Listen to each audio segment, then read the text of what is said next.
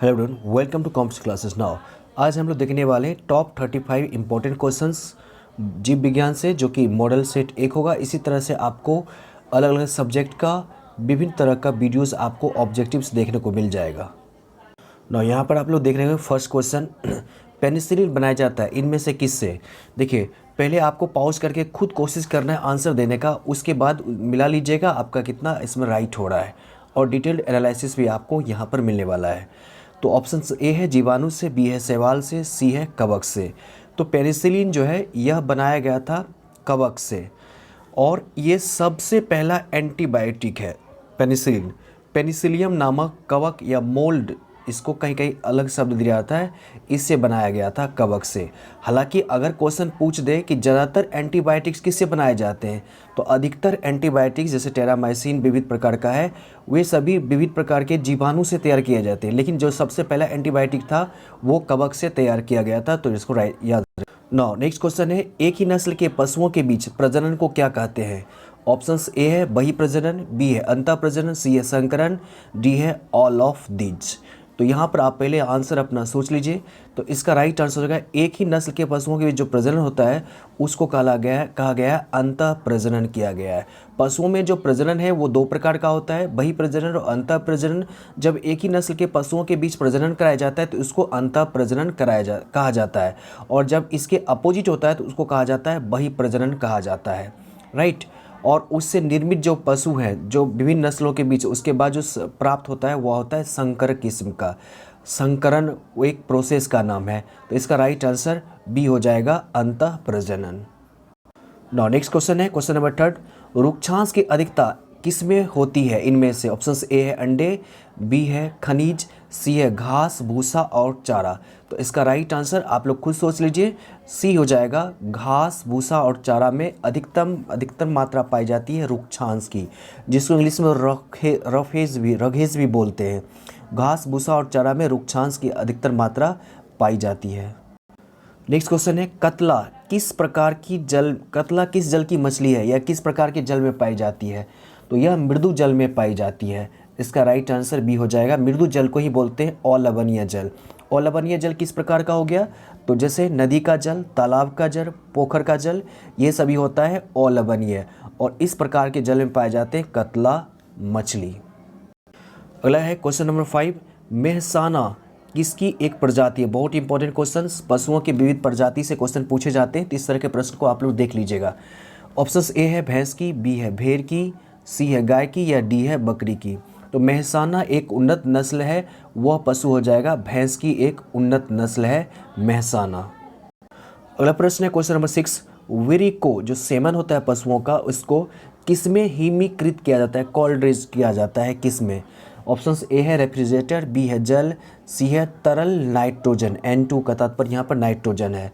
तो इसका right answer आप लोग सोच लीजिए, राइट आंसर सी हो जाएगा। तरल नाइट्रोजन में वीर को हिमीकृत किया जाता है। बहुत जगह आपको मॉडल सेट में रेफ्रिजरेटर रहता है आंसर दिया हुआ, जो कि बिल्कुल ही गलत है। नाइट्रोजन एक गैस है, और इसको तरल यानी लिक्विडफाई रूप में करते जब इसको लो टेम्परेचर रखा जाता है, लगभग -196 डिग्री सेल्सियस रखा जाता है, तब ये लिक्विड फॉर्म में होता है, और इसमें सेमन को जो पशुओं से वीर्य प्राप्त होता है उसको इसमें स्टोर किया जाता है। नेक्स्ट क्वेश्चन नंबर 7 है, एंटीबायोटिक्स की खोज किसने की। ऑप्शंस ए है फ्लेमिंग, बी है फ्लोरे, सी है मेंडल। आप लोग खुद आंसर वीडियो पॉज करके सोच लीजिए। तो इसका राइट आंसर हो जाएगा फ्लेमिंग। फ्लेमिंग ने एंटीबायोटिक्स की सबसे पहले खोज की, और जो सबसे पहला एंटीबायोटिक था वह था किस प्रकार का एंटीबायोटिक, जो कवक से तैयार किया गया था। जो पहला क्वेश्चन था उसमें हमने आपको बताया पेनिसिलिन कवक से बनाया गया पहला एंटीबायोटिक्स था। फ्लेमिंग ने सबसे पहले इसकी खोज की। फ्लेमिंग के साथ साथ फ्लोरे और एक और साइंटिस्ट का नाम आता है उसके बाद, जिन्होंने प्रयास किया, और इसी के फलस्वरूप इन तीनों को संयुक्त रूप से, फ्लेमिंग को, फ्लोरे और एक नाम और है, उनको संयुक्त रूप से 1945 में दुनिया का सबसे बड़ा नोबेल पुरस्कार दिया गया मेडिसिन के क्षेत्र में। तो याद रखिएगा। नाउ क्वेश्चन नंबर 8 है, रेटिंग इनमें से किससे संबंधित है। रेटिंग ऑप्शंस ए है चाय से, बी रेशा से, सी है तंबाकू से। आप लोग खुद इसका आंसर सोच लीजिए। तो इसका राइट आंसर बी हो जाएगा, रेशा से संबंधित है, रेशे से है संबंधित रेटिंग है। रेटिंग क्या होता है कि जैसे मान लीजिए कि पटसन है, सन है, ये इस तरह के पादप हैं जिसके तना से फैब्रिक जो धागेनुमा संरचना थी वो प्राप्त की जाती है। और इसको प्राप्त करने के लिए क्या किया जाता है, जल में कुछ देर छोड़ दिया जाता है उस तना को, परिपक्व तना को काटने के बाद, और उसमें कुछ जीवाणु को छोड़ दिया जो इसको सराने और गलाने का कार्य करते हैं, जिससे ज़्यादा से ज़्यादा मात्रा में वो फैब्रिक को हम प्राप्त कर लेते हैं। और इसकी क्रिया को बोला गया है रेसे का रेटिंग। तो रेटिंग किससे संबंधित है, रेसे से। नाउ नेक्स्ट क्वेश्चन नंबर 9 है माइकोकोकस इनमें से क्या है। जीवाणु है यानी बैक्टीरिया, बी कवक यानी फंगी है, सी शैवाल यानी एल्गी है। तो माइकोकोकस जो है यह एक प्रकार का जीवाणु है यानी बैक्टीरिया है, इसको याद रखिएगा। माइकोकोकस जो जीवाणु है इसका प्रयोग किया जाता है तंबाकू उद्योग में। जैसे रेसे के रेटिंग में विविध जीवाणु का प्रयोग किया जाता है, उसी तरह से तंबाकू उद्योग में तंबाकू के पत्तियों पर माइकोकोकस और इसी तरह का अन्य बैक्टीरिया होता है बैसिलस मेगाथीरियम, इस तरह के बैक्टीरिया का उपयोग किया जाता है पत्तियों पर। उस पर ये किण्वन की क्रिया करते हैं और इस किण्वन की क्रिया के फलस्वरूप उस तंबाकू में विशेष गंध और स्वाद आ जाता है। तो माइकोकोकस क्या है, एक प्रकार का जीवाणु है, याद रखिएगा। नाउ नेक्स्ट क्वेश्चन नंबर 10 है बीओडी में डी का क्या अर्थ है। बीओडी में डी का क्या मतलब है। ऑप्शन ए है डस्ट, बी है डिमांड, सी है डोर। तो आप लोग खुद इसका आंसर पहले सोच लीजिए। तो इसका राइट आंसर बी हो जाएगा डिमांड। बीओडी वास्तव में इसका फुल फॉर्म हुआ biochemical oxygen demand. Biochemical oxygen demand, वास्तव में बायोकेमिकल ऑक्सीजन डिमांड क्या होता है कि जैसे मान लीजिए कि सीवेज है यानी वाहित जलमल है, तो उस जल में क्या होता है कि बहुत सारे प्रदूषक की मात्रा बढ़ जाती है, इससे उसमें बहुत सारा बैक्टीरिया या फिर कवक सूक्ष्म जीवों की संख्या काफ़ी ज़्यादा हो जाती है। तो ये सभी क्या करते हैं कि जल में घुले हुए ऑक्सीजन को ज़्यादा से ज़्यादा मात्रा में ग्रहण कर लेते हैं, जबकि अन्य जो जलीय जीव है उसको पर्याप्त मात्रा में ऑक्सीजन नहीं मिल पाता है। इससे क्या होता है कि उस जलीय भाग में ऑक्सीजन की मात्रा काफ़ी आवश्यक हो जाती है अन्य जलीय जीवों के लिए। तो इसी स्थिति को कहा गया बीओडी बायोकेमिकल ऑक्सीजन डिमांड, यानी जलीय क्षेत्र प्रदूषित हो जाने से, अन्य सूक्ष्म जीव के आ जाने से क्या होता है, बीओडी की मात्रा बढ़ जाती है। तो इसमें आप लोग समझ गए कि इसका डी का क्या तात्पर्य है, डिमांड यानी मांग। सो इसका राइट आंसर बी हो जाएगा। प्लीज़ वीडियो को लाइक कर दीजिएगा और दोस्तों के साथ शेयर जरूर कर दीजिएगा। नाउ नेक्स्ट क्वेश्चन है क्वेश्चन नंबर 11 जैविक उपचार किस चरण को कहा जाता है। इनमें से द्वितीयक चरण है, प्राथमिक चरण है या तृतीयक चरण है। आप लोग खुद इसको ट्राई कीजिए आंसर देने का, और बाद में जितना भी प्रश्न किया जाएगा 35 और 25 उसमें कितना आपका स्कोर आया जरूर नीचे कमेंट कीजिएगा। तो इसका राइट आंसर आप लोग सोच लीजिए, जैविक उपचार किस चरण को कहा जाता है। तो ये हो जाएगा ए, द्वितीयक चरण को कहा जाता है जैविक उपचार। अब ये जैविक उपचार किस में होता है, तो अभी जो आपको समझाए बीओडी जो किया जाता है, जो सीवेज है यानी वाहित जलमल है, तो वे जल सीधे अगर नदियों में छोड़ दिए जाते हैं तो उससे नदियाँ का जल काफ़ी ज़्यादा प्रदूषित हो जाती है और इसका सीधा प्रभाव पड़ता है उस प्रकार के जलीय जीव जो मछलियाँ हैं या फिर अन्य जलीय जीवों पर पड़ जाता है। तो इसके लिए क्या किया जाता है कि इसका ट्रीटमेंट किया जाता है। तो उसमें जो कण है पहले उस सबको अलग किया जाता है, उसको बोला गया है प्राथमिक उपचार बोला गया है। छानने का प्लवन अलग अलग प्रोसेस अपनाया जाता है और उसके बाद जो अनावश्यक सूक्ष्म जीव है उसको कंट्रोल करने के लिए खास प्रकार के बैक्टीरिया और शैवाल का उपयोग किया जाता है, जो हार्मफुल जीवाणु है यानी सूक्ष्म जीव है उसको वृद्धि को रोकता है या फिर उसको विनष्ट कर देता है और उसमें जल में रह करके जो हानिकारक अन्य तत्व है उसको घटाने की कोशिश करता है। तो ये होता है जैविक उपचार। कब किया जाता है, प्राथमिक उपचार के बाद किया जाता है। तो इसका राइट आंसर ए हो जाएगा, द्वितीयक। नाउ नेक्स्ट क्वेश्चन है बायोगैस में सर्वाधिक मात्रा इनमें से किस गैस की होती है। ऑप्शंस ए है CO2, बी है CH4, सी है HS या इनमें सभी। तो कई बार ऑब्जेक्टिव में क्या होता है कि बच्चे पढ़े रहते हैं और जल्दी से आंसर कर लेते हैं, तो प्रश्न को ध्यान से पढ़ना है, उसके बाद आंसर यहाँ पर चयन करना है कि कौन सा हो सकता है। तो इसका राइट आंसर देखिए सर्वाधिक मात्रा बोली गई है, इसलिए राइट आंसर बी हो जाएगा मीथेन। सबसे ज़्यादा मात्रा मीथेन होती है, 70 से 75% तक मीथेन पाया जाता है बायोगैस में। इसके अलावा कार्बन डाइऑक्साइड भी होता है इसके साथ साथ, और हाइड्रोजन सल्फाइड भी होता है। इसी तरह से अन्य गैसें भी होती है। अगर कहता है कि बायोगैस में कौन कौन सी गैसें पाई जाती है तो इसका आंसर ऑल ऑफ दीज हो सकता था, क्योंकि CO2 भी होता है, CH4 भी होता है, हाइड्रोजन सल्फाइड भी होता है, लेकिन इसमें सर्वाधिक मात्रा पूछी जा रही है इसलिए ये हो जाएगा methane, right. Now next question number 13 है भारत सरकार द्वारा गंगा परियोजना, गंगा प्रोजेक्ट की शुरुआत कब की गई थी। ऑप्शन जस्ट सामने 1985, 1990, 2015 या 1974। तो इसका राइट आंसर हो जाएगा 1985 में शुरू किया गया था भारत सरकार द्वारा गंगा परियोजना। यह जो है इसका मुख्य उद्देश्य था गंगा नदी को साफ करना, यानी जो जल में काफ़ी ज़्यादा जो प्रदूषक आ रहे हैं उसको रोकना। और उसके लिए जो अभी आपको हम समझाए प्राथमिक उपचार, द्वितीयक उपचार वगैरह ये सभी किया जाता है ताकि जल में कम से कम प्रदूषक की मात्रा आ सके। नाउ नेक्स्ट क्वेश्चन है, वास्तव में बीटी क्या होता है? जीव विज्ञान में बीटी का क्या तात्पर्य? बीटी क्या होता है ये पूछा जा रहा है। ऑप्शन ए है रसायन, बी है जीवाणु, सी है कवक। आप लोग जल्दी से सोच लीजिए, उसके बाद आंसर कीजिएगा। तो इसका राइट आंसर हो जाएगा बी, जीवाणु है वास्तव में बीटी, जिसका पूरा नाम होता है बेसिलस थ्यूरिनजिएंसिस। बेसिलस टी का तात्पर्य है थ्यूरिनजिएंसिस, जो एक प्रकार का जीवाणु है और इस जीवाणु का प्रयोग किया जाता है जैव नियंत्रक कारक के रूप में कृषि के क्षेत्र में। नेक्स्ट क्वेश्चन नंबर 15 है, माइकोराजा डैश है इनमें से? ऑप्शन से है सहजीवी संबंध, एक प्रकार का कवक, सी है परजीवी संबंध और डी है इनमें से कोई नहीं। तो जल्दी से सोच लीजिए, इसका राइट आंसर ए हो जाएगा सहजीवी संबंध है माइकोराजा।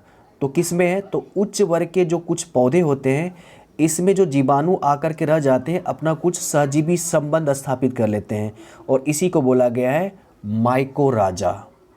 इसी तरह का एक और सहजीवी संबंध होता है, वह होता है कवक और शैवाल के बीच में, उसको बोला गया लाइकेन। बहुत इंपॉर्टेंट क्वेश्चन बनता है लाइकेन से।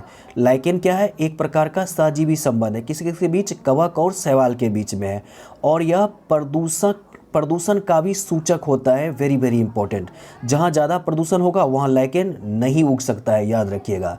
और माइकोराइजा भी एक प्रकार का संबंध है, सहजीवी संबंध है किसके? तो उच्च वर्गीय पौधे और जीवाणुओं के बीच का संबंध होता है माइकोराइजा। Very important.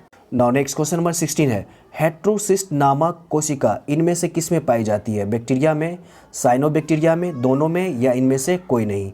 तो आप लोग जल्दी से सोच लीजिए, इसका राइट आंसर बी हो जाएगा साइनोबैक्टीरिया। और इसके लिए दूसरा शब्द हरित शैवाल भी है, हरित शैवाल भी हो जाता है इसके लिए दूसरा शब्द हिंदी में, तो इसको याद रखिएगा। हेट्रोसिस्ट नामक कोशिका पाई जाती है। इस कोशिका से क्या होता है कि साइनोबैक्टीरिया क्या कर लेता है कि वायुमंडल में जो नाइट्रोजन है इसका ये फिक्सेशन कर लेता है, स्थिरीकरण कर लेता है और अन्य नाइट्रोजन यौगिक में इसको कन्वर्ट कर देता है, जिससे पौधों को काफ़ी ज़्यादा फायदा होता है। किसके कारण? तो साइनोबैक्टीरिया के कारण। किस कोशिका की उपस्थिति के कारण? तो हेट्रोसिस्ट के कारण। Very important. नाउ नेक्स्ट है क्वेश्चन नंबर 17, राइजोबियम डैश प्रकार का जीवाणु है? सहजीवी जीवाणु है, मुक्तजीवी है, दोनों है या इनमें से कोई नहीं? तो राइजोबियम जो है यह एक प्रकार का सहजीवी जीवाणु है। जो दलहनी किस्म का पौधा है उसके जड़ों में गांठ बना करके राइजोबियम रहते हैं और ये भी इसी तरह से वायुमंडल में जो नाइट्रोजन पाया जाता है उसको ये स्थिरीकरण कर देते हैं, नाइट्रोजन के अन्य यौगिकों में बदल देते हैं, जिससे पौधे को काफ़ी ज़्यादा फायदा होता है। तो याद रखिए, राइजोबियम एक प्रकार का सहजीवी जीवाणु है। जीवाणु दो रूप से फसली पौधों को मदद करते हैं, एक सहजीवी साथ रह करके और एक मुक्तजीवी अलग थलग रह करके भी पौधों को मदद करते हैं। किस रूप में? तो वायुमंडल में जो पाया जाता नाइट्रोजन है उसको ये कन्वर्ट कर देते हैं नाइट्रोजनी यौगिक में। ओके। नाउ क्वेश्चन नंबर 18 है, केसिन इनमें से डैश होता है? डैश है, विटामिन है, प्रोटीन है, वसा है। जल्दी से आंसर सोच लीजिए, उसके बाद रिप्लाई कीजिएगा। और हाँ, अपना स्कोर भी लास्ट में लिखना है कि आपने टोटल कितना क्वेश्चन अटेम्प्ट किया है और आपका कितना राइट हो रहा है। ओके। नाउ केसिन जो है यह एक प्रकार का प्रोटीन है। Very important. केसिन क्या है? एक प्रकार का प्रोटीन है। यह किस में पाया जाता है? तो दूध में पाए जाने वाला एक प्रकार का प्रोटीन है, याद रखिएगा। नाउ नेक्स्ट क्वेश्चन नंबर 19 है, दूध में से कौन से अवयव इनमें से एसिड में बदलता है? दूध में से कौन से अवयव एसिड में बदल जाता है? वास्तव में ऐसा होना चाहिए प्रश्न। ऑप्शन ए है शर्करा, दूध में शर्करा पाई जाती है। केसिन अभी बताए, प्रोटीन है, या दोनों चेंज हो जाता है और ये एसिड में। तो दूध में कौन सा एसिड दूध में कौन सा अम्ल पाया जाता है? तो लैक्टिक एसिड या लैक्टिक अम्ल। और दही में भी वही ज़्यादा हो जाता है इसकी मात्रा। तो दूध में जो है शर्करा ये बदला जाता है किस में? एसिड में। किसके द्वारा? तो जीवाणु के द्वारा बदला जाता है और वह जो जीवाणु होता है लैक्टोबैसिलस या लैक्टिक एसिड बैक्टीरिया भी कहा जाता है, याद रखिएगा। शर्करा बदल जाता है एसिड में, जिससे क्या होता है कि दही में खट्टापन आ जाता है और बैक्टीरिया क्या करता है, जो केसिन प्रोटीन पाया जाता है, केसिन प्रोटीन को बूंद बूंद करके थोड़ा थोड़ा करके एकत्रित कर देता है। इसलिए दही जो जम जाता है, जो उसमें परत पाई जाती है, वह केसिन प्रोटीन के कारण, और दही में जो खट्टापन आ जाता है, जो एसिड में लैक्टिक एसिड में बदल जाता है, वह शर्करा बदल जाता है। और ये दोनों ही काम कौन करता है, जीवाणु करता है, lactobacillus. Very important. Now next question number 20 है, very important question. AP culture किससे संबंधित। देखिए, अगर आप बायोलॉजी पढ़ रहे हैं, किसी कंपटीशन की तैयारी कर रहे हैं, तो इसके लिए भी आपको इंपॉर्टेंट होगा। तो ऐसे स्टूडेंट्स को भी इस वीडियो को शेयर कर दीजिएगा जो जनरल कंपटीशन की तैयारी कर रहे हैं। ओके, चाहे बिहार पुलिस हो, आर्मी की हो, या एसएससी वगैरह किसी की भी तैयारी कर रहे हैं, तो इसको पढ़ के जाना चाहिए। Very important question. इस तरह के क्वेश्चन भी आपको कॉम्पिटिशन में देखने को मिलते हैं। एपी कल्चर ऑप्शन जस्ट सामने, मत्स्य पालन, मधुमक्खी पालन, कुक्कुट पालन, या इनमें से कोई। नन का मतलब है इनमें से कोई नहीं। तो एपी कल्चर होता है मधुमक्खी पालन को कहा गया है एपी कल्चर, राइट। और अगर रहता यहाँ पर पीसी कल्चर, तो मत्स्य पालन को कहा गया है पीसी कल्चर बायोलॉजिकल टर्म में। और पोल्ट्री फॉर्म होता है कुक्कुट पालन, राइट। तो इसको इस तरह से रिलेट कर लीजिएगा। नाउ नेक्स्ट क्वेश्चन नंबर 21 है, एक देसी मुर्गी औसतन एक वर्ष में कितने अंडे देती है। देखिए, क्वेश्चन आपको थोड़ा सा अजीब टाइप का लगेगा, लेकिन क्वेश्चन था तो इस पर बनाया गया है। देसी मुर्गी पूछा जा रहा है, तो देसी मुर्गी जो होता है, क्वालिटी बहुत अच्छी होती है इसके अंडे की, लेकिन ये बहुत कम अंडे दे पाती है। औसतन एक साल में मात्र 60 अंडे ही दे पाती है। जबकि आपको जो पोल्ट्री फॉर्मिक होता है, हाइब्रिड किस्म का जो होता है, उन्नत नस्ल का है, वो 200, 260 या 500 तक अंडे दे पाती है। तो इसका राइट आंसर सी हो जाएगा। औसतन, ऑन एवरेज है, कोई मुर्गियाँ ज़्यादा अंडे भी देती होगी, एक अलग बात है, लेकिन ऑन एवरेज क्वेश्चन बनाया गया है, तो इसका राइट आंसर सी हो जाएगा 60। ना नेक्स्ट क्वेश्चन नंबर 22 है, 22। बॉलर किस उद्देश्य हेतु पाली जाने वाली मुर्गियां हैं। बॉलर किस प्रकार की, किस उद्देश्य से पाली जाती है। अंडे प्राप्ति, बी है मांस प्राप्ति, सी है दोनों की प्राप्ति। तो देखिए, जो मुर्गी पालन होता है उसका दो पर्पस होता है। एक होता है कि हम अधिक से अधिक अंडे की प्राप्ति कर लें, और दूसरा पर्पस होता है कि अधिक से अधिक मांस की प्राप्ति किया जा सके। इस उद्देश्य हेतु मुर्गी पालन यानी पोल्ट्री फार्म किया जाता है। तो इसमें बॉलर पूछा जा रहा है, तो बी राइट आंसर हो जाएगा मांस प्राप्ति। और यही रहता है एग लेयर, एग लेयर रहता है, एग लेयर, तब उसमें देते हैं अंडे प्राप्ति। तो बॉलर और एग लेयर दो प्रकार की मुर्गियाँ, ठीक है। नाउ क्वेश्चन नंबर 23 देख लीजिएगा। प्रायः पशुओं में प्रजनन कितने प्रकार से होता है। इसका आंसर आप लोग जल्दी से कर पाइए, क्योंकि ऊपर के एक प्रश्न में हमने इसके बारे में समझा दिया था कि पशुओं में प्रजनन मुख्यतः, ऑप्शन जस्ट सामने है, जल्दी से आंसर कर लीजिए। इसका राइट आंसर ए हो जाएगा। दो प्रकार से होता है। कौन कौन सा होता है, अंतः प्रजनन और बाह्य प्रजनन। सो 23 का A is right answer. Next question number 24। इनमें से कौन सी मुर्गियों की देसी किस्म है। ऑप्शन ए है असील, बी है ब्रह्मा, सी है इनमें से दोनों। बिल्कुल नया सा प्रश्न आपको लगेगा। इनमें से दोनों इसका राइट आंसर है। असील भी है और ब्रह्मा भी है, और भी इसके होते हैं, तो ये दोनों देसी किस्म है। इसके अलावा अगर ILS करके आ जाए तो ये सब हाइब्रिड किस्म करके है मुर्गियों का, तो इसको याद रखिएगा, इनमें से दोनों। Question number 24। Now question number 25 है, बॉस इंडिकस किसका वैज्ञानिक नाम है। इनमें से भैंस, गाय, सी है शेर, डी है इनमें से कोई नहीं। तो आप लोग जल्दी से इसका आंसर सोच लीजिए। तो इसका राइट आंसर बी हो जाएगा। गाय का, भारतीय गाय का वैज्ञानिक नाम है बॉस इंडिकस, और यही रहता है बॉस बुवेलिस या बुवेलस। तब आप लोग भैंस आंसर कर सकते थे, राइट। और पैंथरा टिग्रिस रहता, तब आप शेर आंसर कर सकते थे, राइट। तो ये था टॉप 25। हालांकि 35 होता है, 10 प्रश्न और छूट रहा है। अगले का जो वीडियो बनेगा उसमें हम जरूर उस प्रश्न को शामिल करेंगे। प्लीज़ वीडियो को लाइक कर दीजिएगा और दोस्तों के साथ शेयर कर दीजिएगा। अधिक से अधिक लाइक रहेगा तो हम जरूर कोशिश करेंगे कि इसी तरह का वीडियोस और आपको अवेलेबल इन डिटेल्स आपके पास आ जाए। Till then, okay, good bye, take care.